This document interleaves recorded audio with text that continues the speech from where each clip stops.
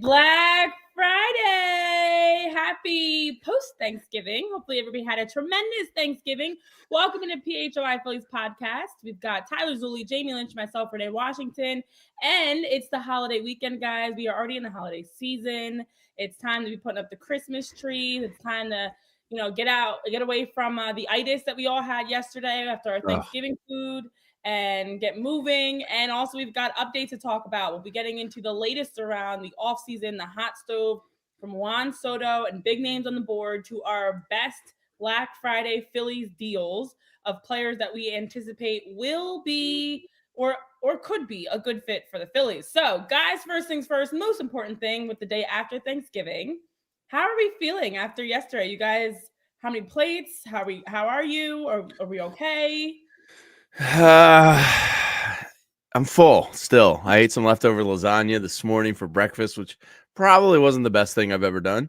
But it was great. I think I went 2.5 plates, one full plate of pies. But I wasn't like disgusted with myself. So I was happy with how I felt. I wasn't rolling out of the place. I paced it at a good amount. So we there was a good side and a downside to our Thanksgiving. So my wife and I decided that we were just going to chill. You don't want to bring the newborn around a bunch of people, and so we just made it an us Thanksgiving. So it was really relaxed and really calm. We just hung out at the house and watched football and hung out with the baby and whatnot. That was the good part. The bad part was there was no Thanksgiving food because neither of us felt like cooking, and there wasn't really anybody to bring things around for us. So it was a very limited regular day selection for us. So I kind of almost treated it as just like a regular Saturday off, and we just happened to be off on the middle of a Thursday, which was fine because, quite frankly, I got to bed at a decent time and I didn't have to have anything to drink or eat, and I feel good. Other than the fact that it's like 11 degrees in the studio right now, everything's good for us. Yeah, mine was completely opposite. I am still at my parents' house actually because I was being responsible and did not drive home. I had my mom be my DD last night. Yeah. Hey, Mom. That's Mom, awesome. Can you pick me up? So you guys will be proud because and my wife too. In true Renee fashion, let's start on the food side actually. Had all the things, had to get a scoop of everything, even though I do not eat a lot, but I had everything. We had all so many contained cheese. Cakes. We had a strawberry shortcake. My aunt is a great baker. I love strawberry shortcake. And everything was just amazing.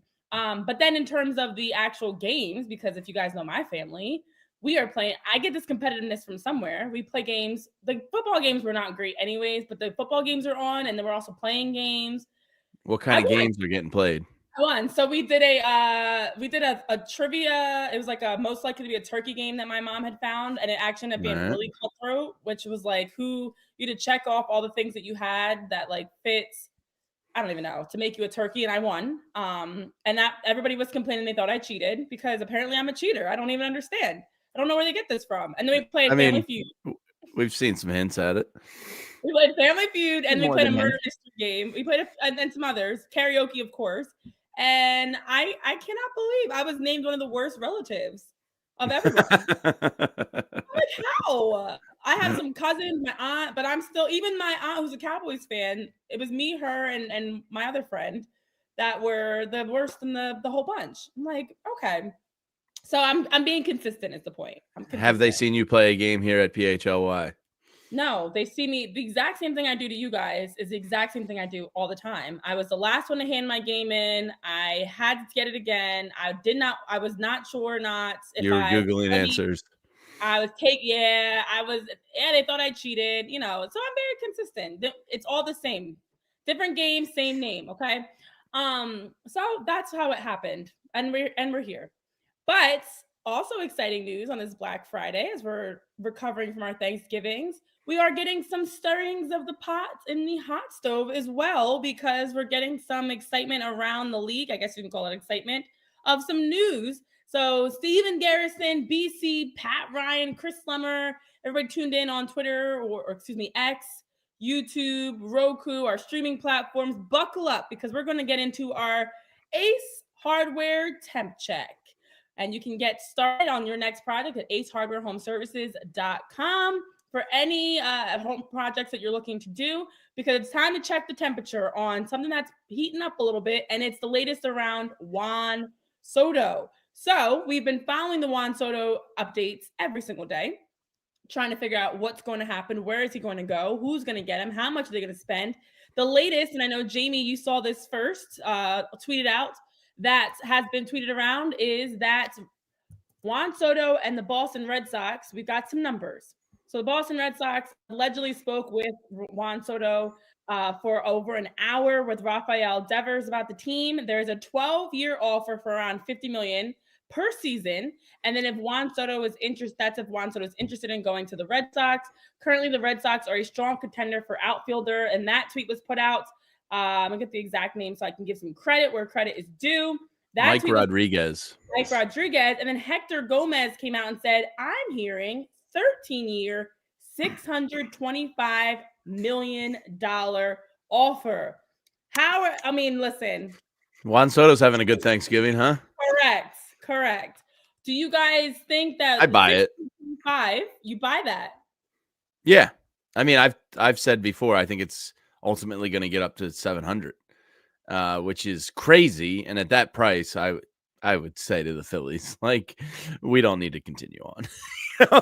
Like if you're paying Ohtani and what he got, it was different because he's a pitcher and he's a potential Cy Young candidate. Juan Soto is great, and you're going to have him for his core. But man, potentially $700 million. It's definitely going to start with a 6, whatever he settles for. If it gets to 7, I think it could because, I've talked about Steve Cohen enough. But the Red Sox clearly want to make an impact this offseason. It seems from all the national writers out there are tying them to pretty much anyone and everyone. They have some PR to make up after letting Mookie Betts just go for free and ruining baseball. I don't know. We'll see. I buy it, though, that 635. That sounds about right. So I think the number is definitely in a correct ballpark. I also think the Boston Red Sox are very much a viable candidate for Juan Soto in this conversation. The one thing that I do want to, kind of keep the temp check a little bit cooler down, turn the thermostat down, if you will. Winter, Tyler. Turn up the heat, baby. Let's go. Maybe it's because this studio is slowly icing my veins over until I just become a statue. But Hector Gomez is a questionably reliable source over the last couple of years. I know he's kind of missed out on some stuff. I don't mean to throw the guy under the bus, but there's been some times where reporting has been less than stellar from him, and that's probably the nicest way I'll say it. I think the numerically and nominally, those things are probably true, right? I think the Red Sox are definitively in play, and I think 600 plus is a very reasonable number to consider. I would like to maybe see a duplicate source, and that's maybe not fair to Hector, but I would like to maybe see a duplicate source give us some of the same information. Well, it's interesting you say that, Tyler, because I was actually looking for the same thing and trying to see if there were any other reports or any other updates around numbers that have come out. And so to see those tweets about the 12-year, $50 million a year, which is about $600 million versus 13 years, $625 million offer, I haven't really seen much else. And I actually have, listen, I didn't deep dive it in my detective ways, but I did a rough, browse of other reports and haven't seen that. So I am interested to see if as the weekend rolls on, we're going to get more numbers coming out, because the other side of this is it's pretty interesting. Hector is in the Dominican Republic. So I think there's some ties there that makes sense. But it's interesting a number's even been leaked, because we already know everybody's making, the teams that have put their first offer out, you don't always know what others have offered. You just know what you're going by. So when that first number drops, it also could be another domino effect of maybe some other numbers coming out, some other expectations, predictions. But we already know that it's going to be in that 6 ballpark for sure of the 600 millions.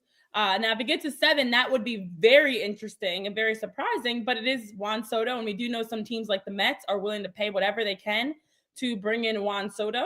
So I wouldn't be surprised if this leads to that bigger bidding war of a 600 million 12-year offer or 625 13-year offer is the starting point, and get the paddles ready. and some other teams are ready to just continue raising that price. So bid away, because the Phillies would not bid that high. So that's fine. I know BC in the chat, you're saying you feel like 600 is fair. I definitely think around that 600 for 12 or 625 for 13 is fair.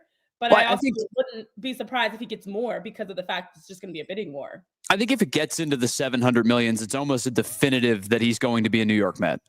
Like, I think that if he signs less than that, you know, there may be other competitors who come in with a 650 or 660 or whatever the case may be. If you're talking about him getting into the $700 million range, I don't think anybody is outbidding Steve Cohen at that price.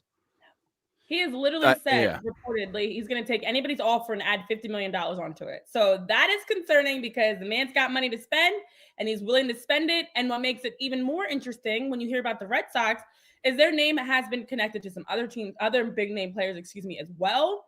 So at some point, the bank has to run thin. If you're a team, the Red Sox, the Mets are ones that just have, apparently, them and the Dodgers just have this infinite amount of money, apparently. But that also is something to keep an eye on. Would you rather, if you're the Red Sox and you're talking about being aggressive this offseason, spend upwards of almost the high 600 millions for Juan Soto, and maybe that takes you out of the running for some of the other names they've been linked to? Honestly, if I'm the Red Sox, I'm taking that 600 million, spending 100 on Anthony Santander, maybe throwing 250 at Corbin Burnes, and then I still have another, 250 million to play with, and re-signing Nick Pivetta, right? Yeah, like, to me, like, these players are great, but this type of bidding is made for 2 to 3 teams, that have a legit shot at that stuff. Well, and I will say this. So if I was competing against it, Tyler, I would just spend the 600 million. I would divvy it on a whole new club rather than just one player. You could get and I think that guys for that price point. I think that piece right there, Jamie, I think is specific to what the Red Sox could be looking at. And I've heard them, potentially linked to a guy like Willy Adames, because of the fact that they've talked about potentially moving Rafi Devers to a different position this offseason. So here's my question. If you move Rafi Devers to first, what do you do with Tristan Casas, who's played well over his tenure? Well, he's been on the block, allegedly, right? In the Crochet deal. You get moved in terms to make a Crochet deal happen. It's certainly possible.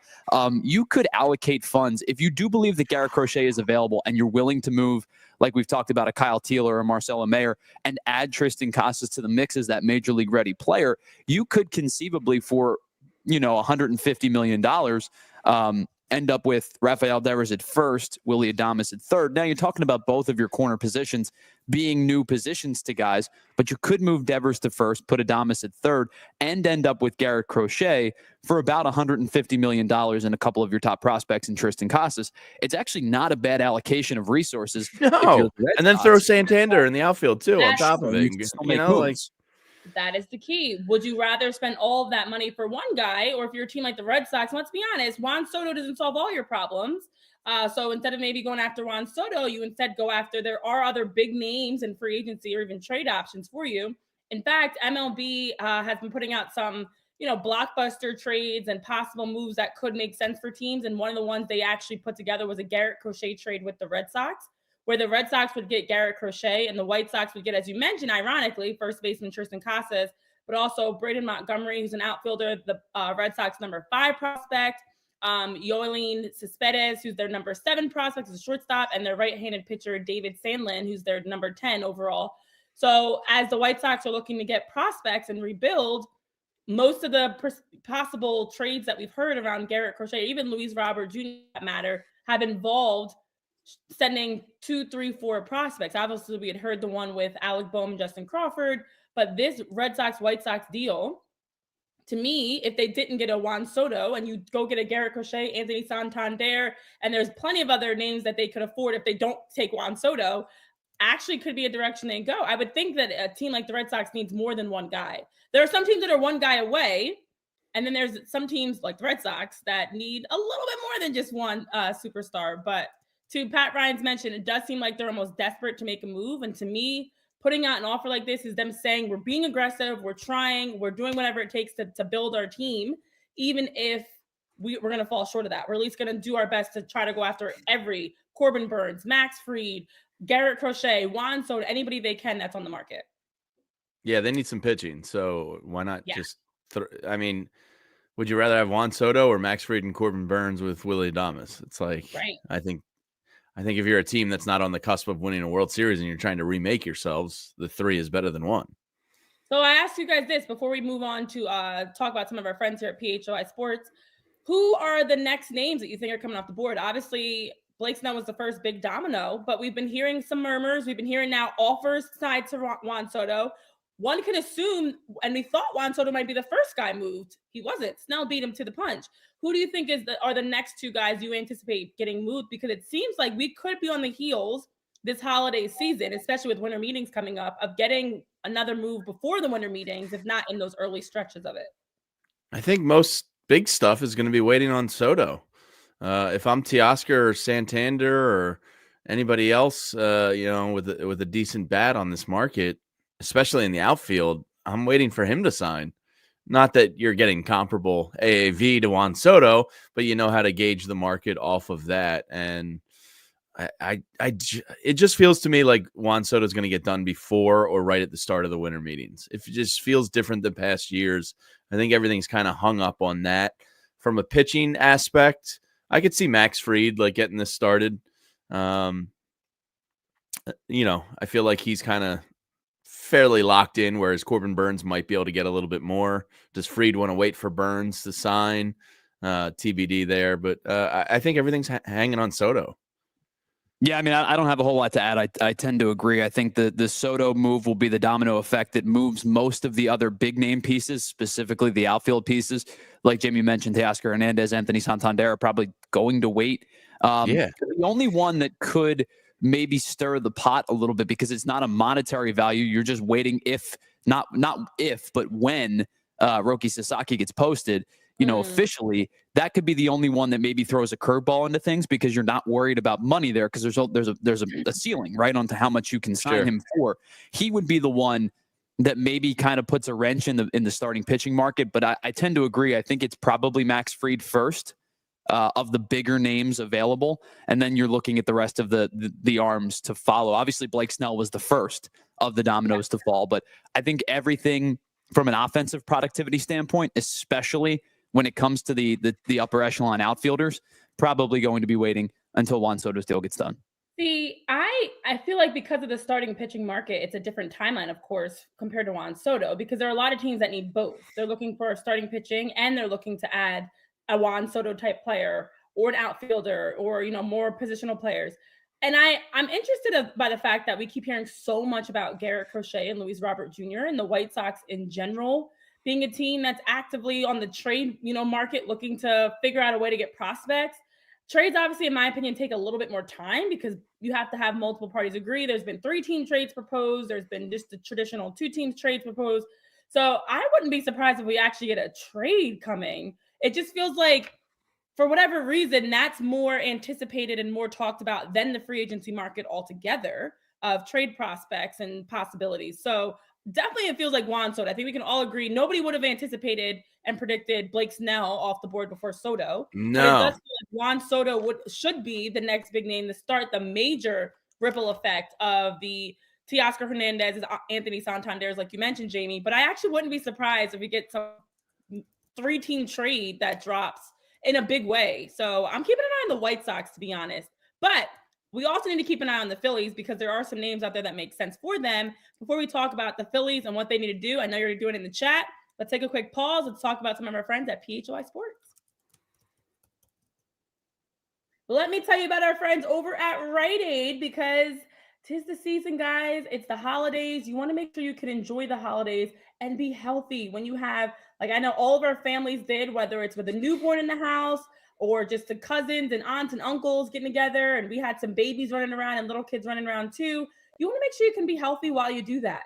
And this holiday season, Rite Aid is the place to go to make sure you can stay proactively ahead of the curve for any sort of viruses and colds that are going around, because it's fall allergy season is coming to a close here, but you're also dealing with the colds, the sniffles, the running noses, and unfortunately, the flu, pneumonia.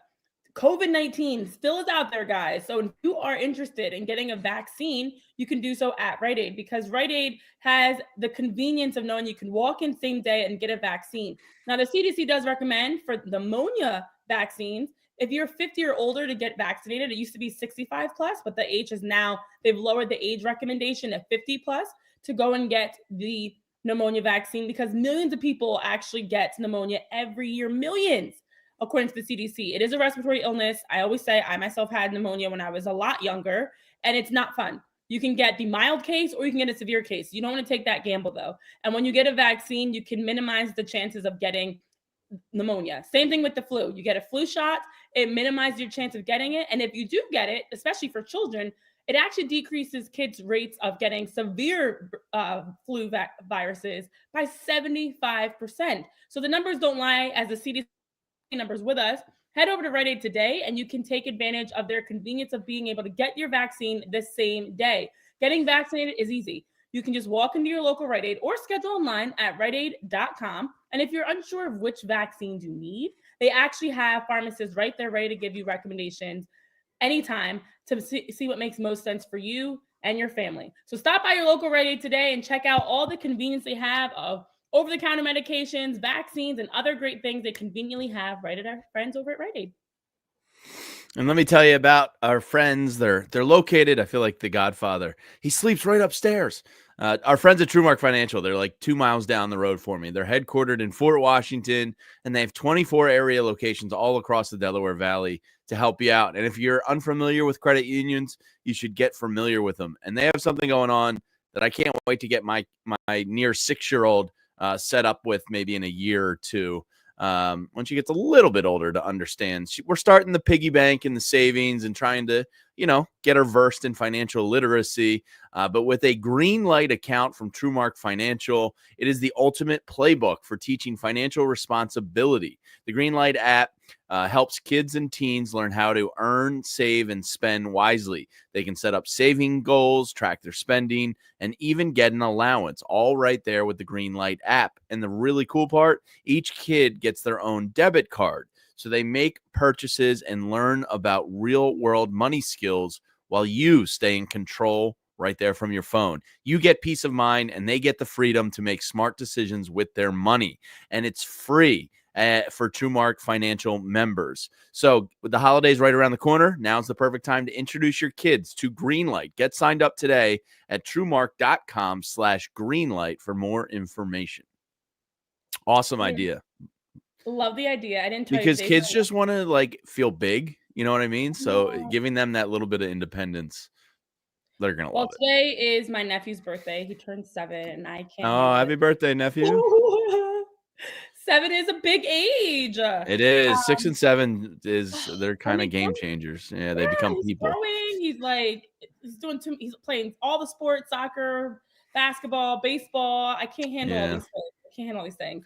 But what I hope we can handle, and we'll be talking about in the near future, are maybe some splashy moves for the Phillies.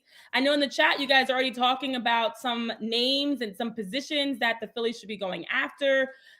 Let's get into some Black Friday deals, because it is Black Friday and the Phillies should take advantage of some deals out there. And you too actually can take advantage of some great deals. Actually, right here at PHLY, we've got some awesome Black Friday deals for you with our merch. You can check out. I know Tyler's rocking the hat right now. We actually have some awesome. Don't mind the fact that it's dirty. It's super dirty. I couldn't even see that until you zoomed in. No, yeah, you told on yourself. I couldn't tell. Yeah, had no idea. Let it rock. Let it rock. We've got some great merch for you: shirts, hoodies, hats that you can check out at allphly.com, and other discounts you can make sure to take advantage of, because everybody's having their Black Friday deals, and we too are having some great sales for you. We'll share some more with you on that as we go through the show that you can take advantage of. We love to save. To me, shopping's fine as long as you're getting a discount. That means you're saving. You're being practical. You're being smart. Nope, you're still spending money. No, but it's cheaper than what you would spend. If yeah, but it's more expensive than zero. So it's better. Yeah, but it's more expensive than zero. Yeah, but it's less expensive than what it would be in full price. So if you're going to buy it regardless, buy it cheaper. Bam. Math. Logic. There's some great stuff going on. So take advantage of it for sure. Yeah, hopefully you guys are being logical and enjoying some shopping. Okay, so who can we shop for? Because if we got our cart, although I don't go in the stores anymore, I usually shop online. Spiral Out has a fun fact for us. He says, fun fact, more die shopping on Black Friday than do by shark attacks. Is it the Probably accurate, or is it the price point that's killing people? Let's be honest. More people die from bee stings every year than shark attacks. I know that.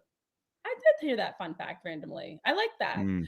Yes, I don't think people get trampled as much anymore. There's no more waiting. Remember the good old days of like waiting outside in the line? What's that Sinbad movie? Oh, Jingle All the Way. Yes. Jingle All the Way. Yeah, isn't that about like the hot toy? Man. Yeah. And everyone waiting in line trying to snag the latest like toys and TVs and stuff. We don't do that anymore. There's a little QR code. Other side. Oh, there you go. For those of you tuned in, it's that way. You're not even close, Jamie. I just want you to know you're not even remotely close. Down there. Yeah, Renee could kind of get there. Like, I'm the only one who could just be right there. Yeah, it's you. There we go. There it is. Scan that QR code. Take advantage of our Black Friday sale today. We've got an ALLCITY network sale for you as well. So that'll some great new gear out too. Oh yeah, all the merch. All right, hopefully we also are going to want to do some more shopping because maybe the Phillies will be doing some shopping themselves. And since it's Black Friday, keeping in the theme of the day, we're going to give you some of our Black Friday deals of players that we would be interested buy or not to buy on this Black Friday. You got the cart, you're running into the store, and you're racing down the aisles with everybody else. Who are you fighting for? What's the names that you're like dropping bows to try to get? Who are your guys? Let's start with one for each of you that the Phillies absolutely need to buy on. Who are you? What's someone other than Juan Soto that is like and I assume Crochet is somebody we all kind of agree on to a degree. I'll go with the closer aspect. It feels to me like Hoffman and Estevez are both gone at this point.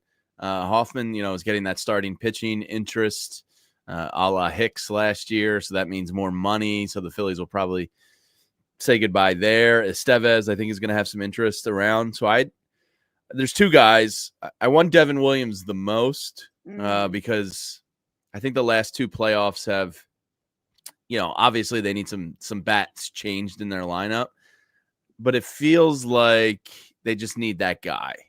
And, Hoffman and Strom and Orion, and they've had a lot of guys that seem like they can be the guy, but Hoffman now 2 postseasons in a row, it hasn't gone well. And I know Emmanuel Clase can go out there and get rocked in a playoffs, after a spectacular season and nothing is guaranteed. But give me Devin Williams. I would love to just have that dude as the high leverage closer type, just knowing you got some absolute filth in the back of the bullpen with Strom and Orion in front of them. Yeah, give me Devin Williams. That's my big Black Friday want today. I like that one. Plus, I know there were some reports that came out that they might not be able to move Devin Williams, or they might just wait to move Devin Williams until prior to the trade deadline. So if there maybe aren't as many people in conversations for Devin Williams, it's a great get. I know Tanner Scott's also been brought up. Ray mentioned in the chat. I have seen some reports of like Tanner Scott being an option for the Phillies, but I'll take either one. Tanner Scott or Devin Williams is fine. I mean, if I have to really call on someone and choose, to me, Devin Williams has always been one of the best in the game. I love the idea of going after Devin Williams. Tyler, who's your guy? So I'm going to be totally honest with you. I think I misunderstood the assignment a little bit here. I thought we were kind of more talking about like, when you said Black Friday sales, like you're talking about like, deals on the cheap. Like on the cheap. For somebody more who is under the radar. One that people are sleeping on a little bit, weirdly enough to say, that the Phillies could snag. So he's just not going to be cheap. Mine was more along he's a full price. Yeah, right. Mine was more along the lines of maybe somebody who could be like an auxiliary piece around the edges type of guy. And so like I apologize for that because I misunderstood the assignment a little bit. But the guy that I've been wanting for 2 years now, and I was in the camp of the Phillies should trade for him last offseason. He ended up getting traded to Seattle, and he was not nearly as good in Seattle as he was in Toronto, but he is a free agent this year, and I think a change of scenery might do him some good. Jimmy Garcia, the reliever who pitched in Toronto for a handful of seasons, bounced around a lot in the early portions of his career, but over the last couple of years in Toronto, posted a 3.44 ERA over 3 seasons. 157-ish innings pitched. He struck out almost 180. If you're looking for somebody with middle relief experience, somebody who could pitch in higher leverage situations that I don't think is going to cost you a ton, Garcia would be a guy that I would take a look at. He was valued very, very highly in Toronto heading into last year, and I don't think they expected to have as poor of a season as they did. Now, it didn't help that their pitching was hurt. It didn't help that Bo Bichette did not have a particularly good year. Vlad tried to carry that team as best he could, but they were not as good as I think they expected to be, and they ended up selling at the trade deadline and moving Garcia to Seattle. I think that if you're looking for a guy who could be a middle of the bullpen type of guy, pitch in middle relief with a little bit of upside, and that's kind of how I took this assignment, I would go with Jimmy Garcia. All right, I like it. I like that too. And this is just deals. These are sales. These are deals. It can be anything. So Pat Ryan in the chat has one. Yeah, Tyler just flashed it up. He says Black Friday deal could be Ryan Helsey, the closer, and Nolan Arenado. Obviously, if you move on from Bohm, you need a third baseman. Do they do that as a package deal? Maybe a little 2-for-1er on Black Friday. Well, I did see one of the deals that were proposed was actually that. That is one that was a 3-team trade that was proposed by Major League Baseball writers that came out saying that the Phillies would get Nolan Arenado and Ryan Helsley from the Cardinals, plus Emerson Hancock from the Mariners, because it'd be a 3-team trade. Alec Bohm would go to Seattle, and then the Cardinals would actually get Justin Crawford, Mick Abel, and Lazaro Montes, who is the Mariners' number 3 prospect. So you'd get 2 prospects from the Phillies, and Abel and Crawford, plus Montes from the Mariners as a 3-team trade, because the Cardinals are trying to get younger. And you've got a team like the Mariners that are looking to add some pieces that are maybe that would make sense now, because Bohm doesn't do a ton for the Cardinals. You know, No. I know we're having our buddy Herb on next week, and he's kind of like, shut up about Alec Bohm. He doesn't make sense for the White Sox. He is, unfortunately, like at that age where it's not really a rebuild piece. It's more of like that proposal. He's suited for a team that's kind of on the cusp more than they are rebuilding. And by the way, we're going to have a chance to talk to Herb next Tuesday, so we can hear what he has to actually say. I just want to wind him up and let him go a little bit. Like, hey, Herb, tell us all about your desires for Alec Bohm. Go. And just see how much his head explodes. He might just leave the phone call. That would be great. Free Herb. Herb is joining us on Tuesday. Yes, I know you guys get excited. He's coming back.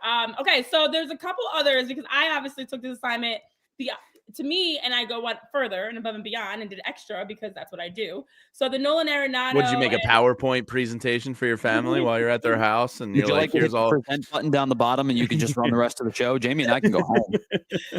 Okay, but another one, and I know actually, Tyler, you brought this up originally that our friends over at the Diamondback show mentioned, because there are some other names of teams that have been considering shopping some guys that we haven't talked about. Could I interest you in a Jake McCarthy as a center fielder that is young, that actually last season statistically took some major steps?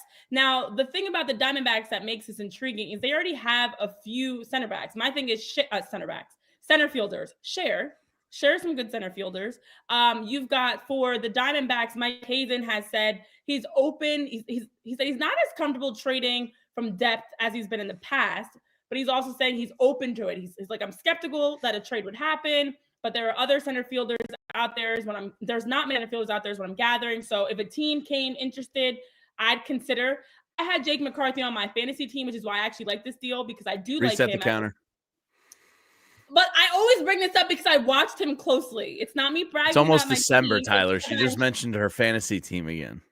I watched him closely this season, and to Stephen Garrison's point, I like McCarthy. If you're going to move on from Justin Crawford, this deal makes sense. So let me preface it with that. If Justin Crawford is being moved in another deal, and you want to bring in another center fielder that's a young guy, and we've heard the rumors and reports that Brandon Marsh is here to stay. They like him. And for McCarthy, he had a 285, 349, 400 split last year, just 8 home runs. But last season was a big step for him to kind of lock in as a center fielder.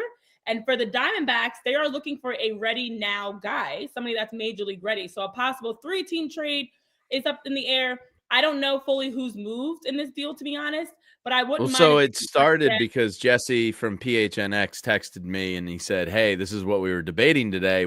What do you think of it?" And it was Alec Boehm for McCarthy straight up. And I wouldn't do and look, those are rare, like your 1-for-1 major league player trades.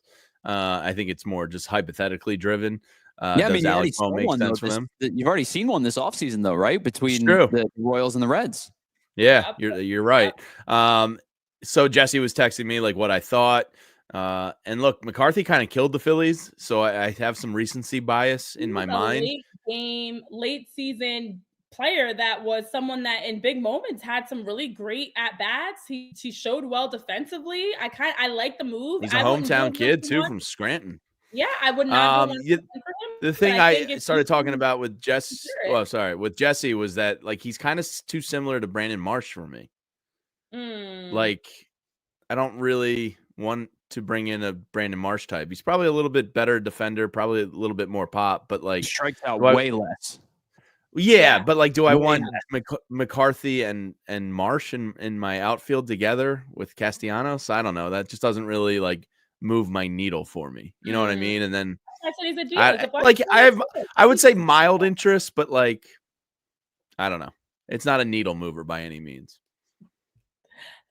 That's fair. But there's another name that actually is out there, and I want to throw this out to see what you guys' thoughts on this, because he's someone that had unfortunately a season-ending injury last year, and it's a Maximilian, Mr. Max Kepler, who had a injury-plagued season. He was dealing with knee tendonitis. He also was dealing with a hip injury. So his last game was September 1st.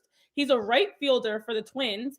And he is someone that there are some sleepers on the free agency market that, because of injuries or a regression last season, are not someone highly, honestly sought after. But if we're talking about a Black Friday steal, it could be one of those types of players that maybe you take a gamble on as an outfielder. And I don't know if he'd be open to playing left field, but for last season, he did have a 6.82 OPS.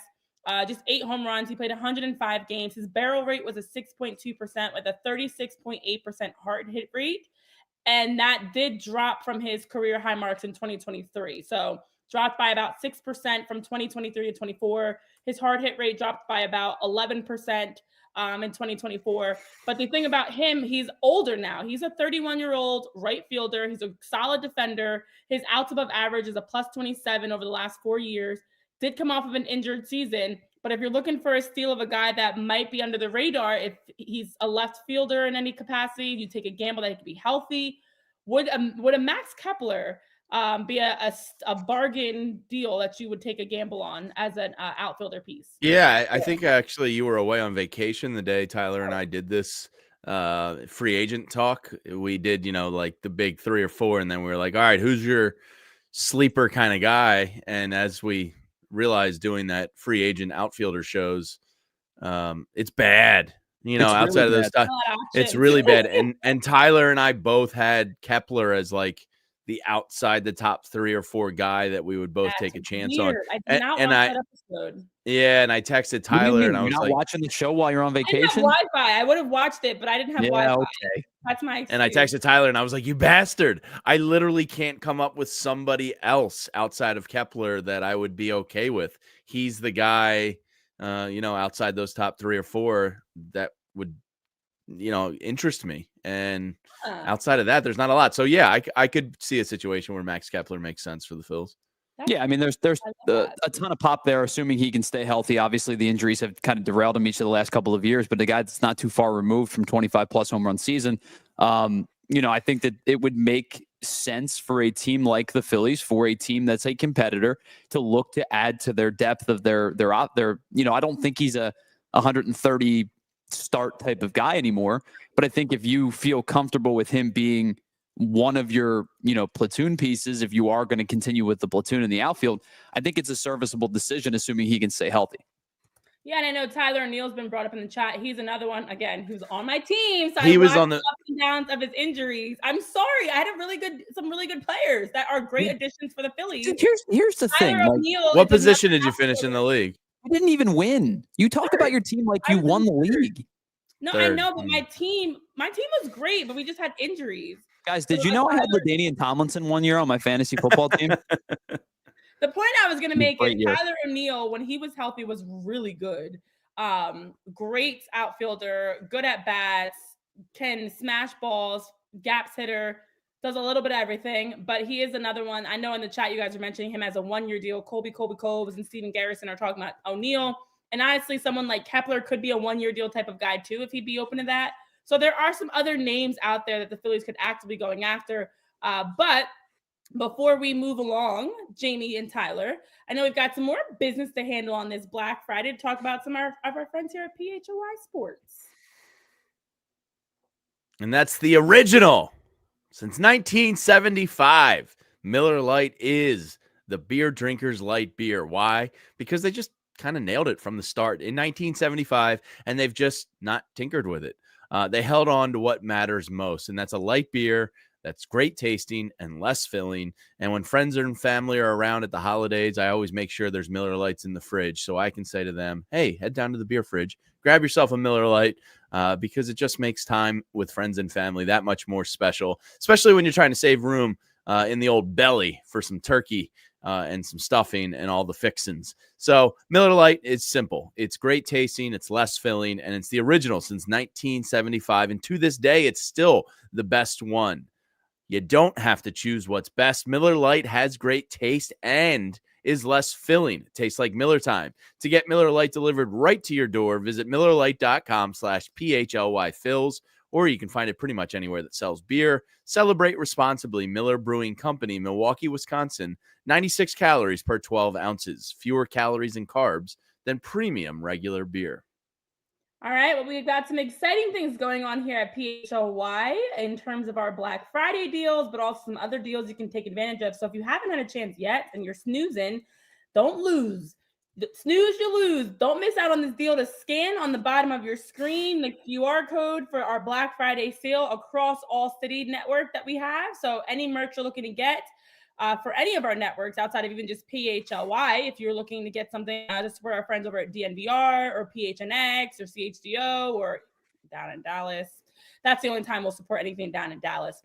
But they are cousins, or distant cousins. So if you're looking to check out some of our great merch sales, you can do so on our store on store.allcitynetwork.com. And in addition to some great Black Friday deals, we also have some fun trips for you to check out because we are partnering this upcoming year with Philly Sports Trips. Philly Sports Trips was great to be able to provide us a chance to go enjoy spring training last year down in Clearwater. If you too want to go check out spring training, you can do so. We've got our Phillies March spring training trip that is set up for March 16th to 21st, where you can sign up. It's travel, transportation, all that. It's accommodated and set up for you. Plus, you get to hang and have some meet and greets with guys like Jason Worth and Larry Boa and Uncle Charlie Manuel will be there as well, tailgates and much more. Plus, we have our Flyers trip to Tampa around the same time and our Flyers trip to Montreal. So all these events are coming up. You can check them out at allphly.com/events to check out the latest details of how to get signed up. Plus, we actually have a fun Eagles event coming up. Jamie, that you guys can be a part of. Our Eagles crew is going to be hanging out for a live show and watch party at Garage down in Fishtown. That'll be happening this Sunday, where you can enjoy some Miller Lite specials. It's all presented by Miller Lite. $10 tickets gets you 2 Miller Lites and an entry into the raffle, and you can get those tickets also at allphly.com/events. The Flyers have events coming up with their takeover in January. Just a lot of fun things in the works this season that you can check out and get signed up for. Steven Garrison, you're a Ravens fan? Wow. Yeah, what the hell, Steve? I thought you were through and through Philly, but I do actually. I have a confession. If I had to support another team, it would be the Ravens. I actually if the Eagles cease to exist, I would go, all right, cool. I'm a Ravens fan now. So, I've always kind of loved Harbaugh, and I love their colors, and Lamar Jackson's fun as hell, and they're just always good. You know what, Jamie? We're more alike than I realized. But the Ravens are actually my backup team also. I'm not going to go that far. I'm just saying there's no backup team here. It's just I respect them, so it'd be an easy. Lamar Jackson. I love Derrick Henry too, actually. So once he came on board, I was like, ooh, okay. And I'm a Harbaugh fan as well. And I just think that whenever the Eagles aren't playing, if I have another team to root for, it would be the Ravens. So But I you agree. can't say backup team. I'm going to go all Anthony Gargano on you. No backup team. You can respect and admire, but no backup teams, Renee. Whatever term you want to use, I like them. They're a team I don't hate. How about that? I don't hate them. Yeah. Like I hate and dislike some other teams and laugh at their. I don't hate the Steelers either. See, I don't know. And I feel like I should. Oh, I do. Yeah, I feel like I should hate the Steelers. 4 years of living in the middle of Pennsylvania does that to you. Yeah, you lost me for sure on that one. Okay, so oh no, Mickey, you said your son once said as a kid he liked the Jets because the colors were close to the Eagles. Yeah, that's the reason to nearly give him up for adoption. I understand that. That's a young answer for sure. Okay, so I know now that you guys are talking about your team fandom across the NFL. Let's wrap some things up before Tyler torches us on this Friday. I feel like Black Friday should not be. You know, I was thinking about Corey Knievel yesterday. Not Evil Knievel hair. I like forgot he existed, and it's bothered me that we missed. People that you forget existed, and you're like, oh yeah, they played on the Phillies at some point. Something exciting though, before we get into the guys that we have forgotten, unfortunately, that used to wear a Phillies jersey. There's an exciting guy that's going to be in a Phillies jersey. We've talked about him a lot this offseason, especially once he was named to the Arizona Fall League all team and was the pitcher of the year. And that's our guy, Andrew Painter. And I know we didn't get a chance to hit on this earlier in the week. The man I almost died for. We've got some time. I still to this day randomly laugh at that, by the way. I can still taste the awful hair on the back of my throat. The rat fur. Not now. Jamie's near-death experience, all because of Andrew Painter. Andrew Painter has been already getting some high esteem and accolades. And I know on the latest, one of the recent editions of MLB Pipeline Podcast, Jim Callis and Jonathan Mayo actually gave out some hypothetical ballots for the year, looking at 2025 of who they think is going to win some end of the year awards. And they actually had Andrew Painter listed as one of the options for that third spot of being someone that could be a rookie of the year contender. And love to see that. And what was mentioned was I picked Andrew Painter over Dalton Rushing for my third spot. I think Andrew Painter is going to make a difference for the Phillies. I don't think we'll see him on the opening day roster. I think they'll break him in, but he's spectacular in shorter bursts than other guys. Wouldn't it be great if we get a rookie of the year, Andrew Painter?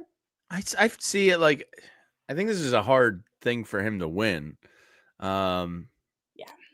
Skeens was in the conversation because I don't know his innings pitched offhand, but it's more than what Andrew Painter is going to give you next year. Like, he is going to be capped. So, if he comes up after the All-Star break, it's pretty much impossible for him to win Rookie of the Year. So I kind of see, regardless how good he is, it's just not going to be enough, most likely, even though we don't know exactly what that looks like yet. And Colby says, do we think we have 120 innings? I would think that's high. I would just it's high. I would think 100 is kind of like a cap, maybe 105 at the most. But again, I don't know that. It's just kind of speculation. I just think it's hard for him to win a Rookie of the Year is all. So I think that I don't think it's hard for him to win a Rookie of the Year. I just think it's going to happen in 2026. I just don't think he's going to qualify to throw enough innings in 2025 to merit him being in the conversation as a rookie in 2020, as a qualified rookie in 25. If he does, either they just said, bleep it, get the kid up there and let's see what he's got, or some injuries have occurred to force their hand a little bit. Yeah. I'm not certain. Like, Jamie, you use 100, I think, is your example, right? As how many innings you think he might be capped at. I don't even know if he gets to it. Could be 80. I've said 80 to 100. So I think 100's on the high end. And so if he's at the lower end of that spectrum, he may not be a qualified arm to be in the candidacy until 2026 when he is a qualified rookie. Because I think we can all agree, or we all feel the same way. He's going to be on the opening day roster in 2026, barring something, barring an injury or a setback. I just don't know how many innings he's going to throw in 25 to assume that he would be a qualified rookie this upcoming season. If he makes his debut in May or June, then sure, he'll be there, I think, at the end. And not in saying I think he might be up for the award. Qualification-wise, he'll be there. If he doesn't make his debut till late July, early August, I'm just not sure there's going to be enough qualified innings for him to be a candidate for that. Yeah, I which just would looked it push up. him It's 50. It's 50 innings pitched for. Oh, is it Rookie of really the that Year. low? Oh, wow. Yeah.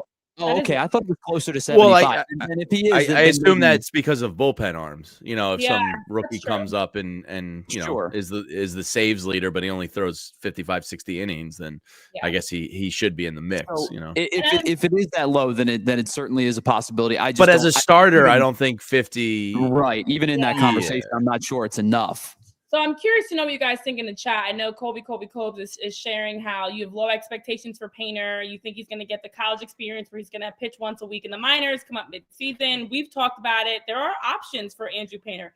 We know talent-wise he's got the stuff. It comes down to how are the Phillies going to best utilize him? Are they going to bring him in as a bullpen arm from opening day and then work him into being a starter? Are they going to have him start in the minors and then pull him up?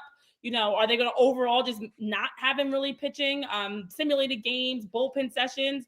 You know, there's so many options there for what they decide to do. What we know is they're going to manage him. The talent is not the question. We know he's got the stuff. He showed us that with the Desert Dogs in the Arizona Fall League, and he's already shown us that even prior to that.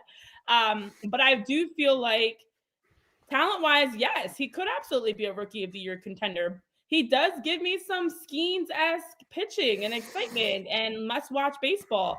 But it's, I think, unfortunately going to be a matter of, are the Phillies open to both of your points of stretching him out a little bit more, having him be, you know, is the timeline going to move up? Is it going to be All-Star break? Is it going to be a little bit sooner than that? You know, when will we first see him? How much will we see him?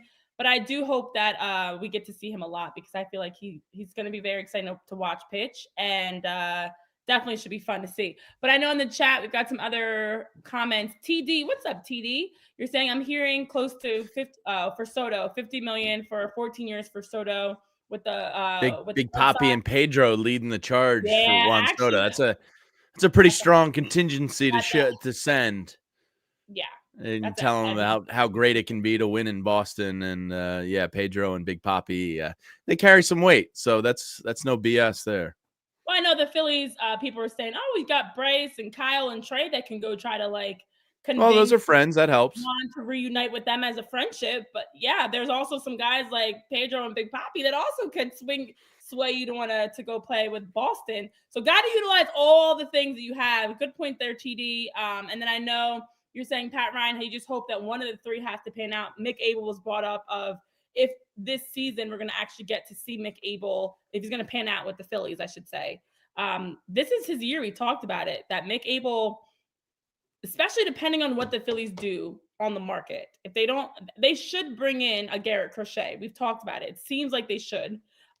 These types of moves, Ranger Suarez, Garrett Crochet, what happens with their rotation can give Mick Abel some opportunity. He's got to be, let's see if he's ready. I don't know if we'll actually see him. I don't know how he's going to pan out, but should be very interesting to see what the season holds for Mick Abel too.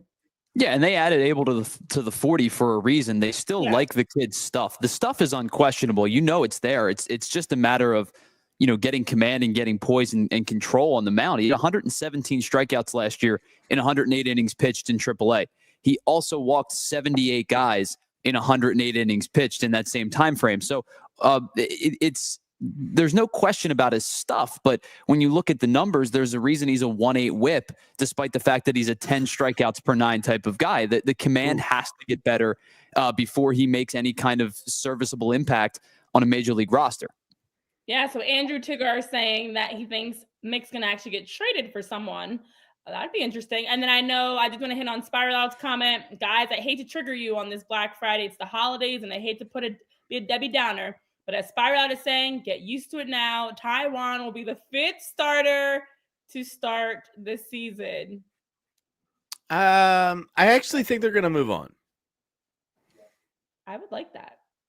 I think we'd all like that. But I think they're – unless he comes out in spring training and the splitter's looking – you know, like an elite pitch again and velocity's back up to like 94. If that happens, maybe there's a possibility, but I don't know. I kind of don't expect that to happen, and I don't think they can run that back again. But we'll see. Stranger things have happened. After how he pitched around his IL stints this past season, after what we saw the last 2 seasons, I would think that if he's not showing well in this offseason and definitely in spring I hope training, you're wrong too, Spiral Out. Yeah, let's all hope Spiral Out is wrong. I think that this is the jinx that we need. Talk about Taijuan as that 5th starter on opening day, and hopefully it will not happen, and we'll have somebody else that we're excitedly talking about, a Garrett Crochet, someone else, anyone else. All right, but I've stalled long enough. It's time as we wrap up to get into the torture chamber to wrap up our final episode of PHLY Phillies for the week. Did you run this by your father, Tyler? Yeah, where did you No, finish? I did not. So he has not seen this one yet. So if he's watching, this will be new for him as well. Okay, help us, Papa Zuli. All right, and I said this to you before the show, so I will give everybody the same fairness playing along in the chat. We have this site that we use, which is our photo collection site for all of our thumbnails and our images and things like that. Sometimes it gets a little murky when you go back in time. And I'm not even talking about 50, 60, 70 years. I'm talking about within the last 25 years, Renee. Because that's how the rules stipulate. We're talking about from 2000 on. Anyway, I could not find a picture of this guy on our site that was in a Phillies uniform. So the picture that he has is more of a current day picture. So take the silhouette with a grain of salt. I'm scared. All right. Okay. You ready for this? I know. Yeah, what do you got? Let's read the first hint for the chat. Do it. Just don't read too much into the photo. Okay, so the random play of the day's first hint is that he was drafted twice and declined both times. Oh, my Lord. Drafted twice to the Phillies, Tyler? No, he was drafted twice in separate rounds. He was once drafted in the 30th round. He was once drafted in the 65th round. And he said, nope, I'm going back to college both times. So Ray Schumacher's firing off the hip saying Kevin Franzen. J.D. Drew. Well, J.D. Drew was a first-round pick from the Phillies. He was also a first-round pick the next time through. I'm going to have trust in Ray. I'm going to go Kevin Franzen for the win off the first hint. Yes. It is not Kevin Franzen. Crap. Okay. Bummer. And it's not J.D. Drew. All right, next hint. Okay, well, that stinks. Two Two-time times Paul Owens Award winner. There's an echo. And by the way, for those of you that don't know what the Paul Owens Award is, it is awarded to the best minor league pitcher in the Phillies system for any given season. And keep in mind, Mickey, as you were mentioning, the shape of his neck, this is an older picture of the guy. This is not a recent picture. I'm sorry. This is more recent modern day when he's retired. Recent photo. This is not a photo of him playing. So, yes. Ray, you're saying you're going off the recent photo clue, which, okay. That's fair. 2 times Paul Owens Award winner. This is a good hint. Omar Dahl, Spiral Out says. Well, he wouldn't have won an award because he was traded to the Phillies in the Schilling deal and came up as a major leaguer. Kyle Kendrick didn't. Kyle Kendrick? It's not a bad guess. It is not Kyle Kendrick, but it's not a bad guess, Jamie. Okay. All right. I mean, I'm good. Vance Worley. No, I don't think you ever won the Paul Owens. I don't think Kyle Kendrick did either. Now that I think about it. No idea either. Okay, I see Omar Dahl in the chat. We saw Worley. Cole Irvin's been brought up. Sixto. No, it's not Sixto. No, I don't think he ever won that. I was gonna say Paul Owens. I don't know that he. Okay, let's move on to hint number 3. Ricky Bo. Oh. Clue number 3. While Jamie thinks had a theme. I have a guess. Go, Jamie, go.